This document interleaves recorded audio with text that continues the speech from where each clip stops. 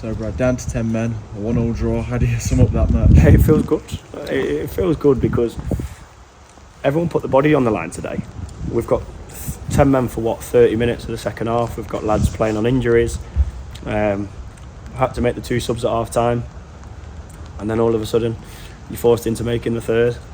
And then I know he made the mistake for the goal in the first half, but Bruce at times was really good, especially with how we were trying to play today. There's of course obviously mistakes in there, but our position in the table was there for a reason, and it's now for us to start turning those things, but the actual result and getting something from. And I said to the boys, you give yourself a chance in games. The harder you work, the more you put the body on the line, and you try and do the right things, the luckier you become as well. And we needed a little bit of luck, but we had plenty of bad luck in the game. So I'd say a short pass from someone who'd never think in a million years, and ball unfortunately hasn't gone out of play, it's spun in, the lad's got to tap in. All of a sudden we're forced into making subs. We go down to 10 for half an hour, we're almost forced to go down to 9, and because you gave yourself a chance to stay in a game, you've managed to get something, and that's what I spoke to you about a few games ago, and that's been the common theme, that we need to give ourselves a chance in games, and we gave ourselves a chance in the end by putting ourselves through all of the hard stuff, getting lucky with it as well.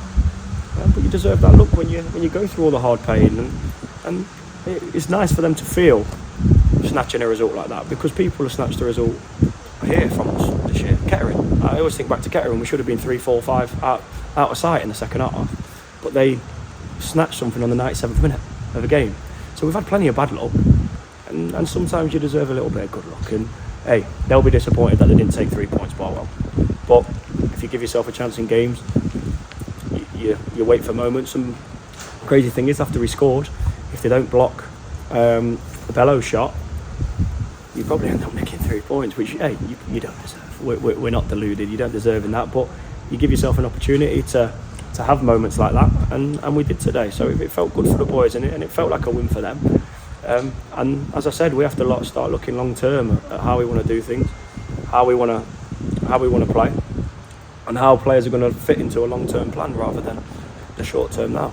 So we want to obviously short term change the performances and results. We got a result today, and let's start having a look at longer term for the players to put themselves in a frame to have a really positive longer term future. Yeah, and I think we saw a glimmer of this in the first half against Middlesbrough the other week. Mm-hmm. You know, taking a chance, defending with your backs against the wall for sometimes. How much will the point mean today? Oh, it means everything, because a result in football is a point or 3. There's only 2 results that you can get from a positive perspective, and we've had plenty with 0 points this year. So at the end of the day, and if we actually look at games here over the last maybe 4, maybe 5, we're 3 of those with 2 wins and a draw, and 2 defeats, or maybe one defeat. I haven't looked at it now, but if we can start at least being competitive in games and giving ourselves a chance, then results mean the world to people.